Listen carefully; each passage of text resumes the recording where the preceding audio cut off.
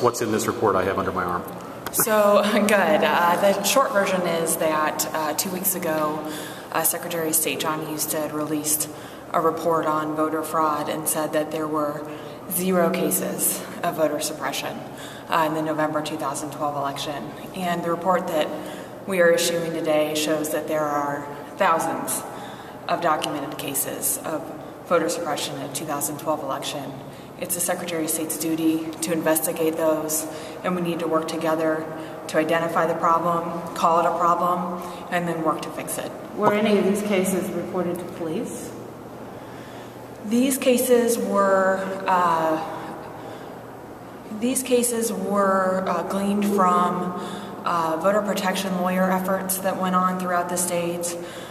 They were from a hotline that's run nationally, 866-OUR-VOTE, calls made into there.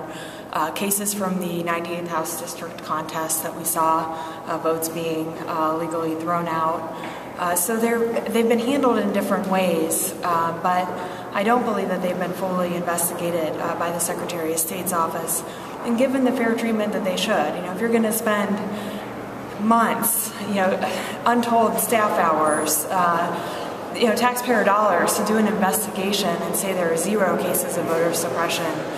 We spent a few days pulling this information together and got very, very different evidence, clear evidence that voter suppression exists in Ohio. We need to work to fix it. Can you give us a couple examples of how people's votes were suppressed?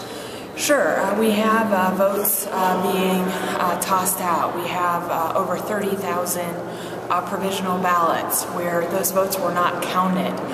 So votes directly suppressed, not being counted by election officials in races across the state. We have over 10,000 absentee ballots that were thrown out, so votes not counted. I would say that that's the very definition of voter suppression, when you cast a vote and that vote is not counted.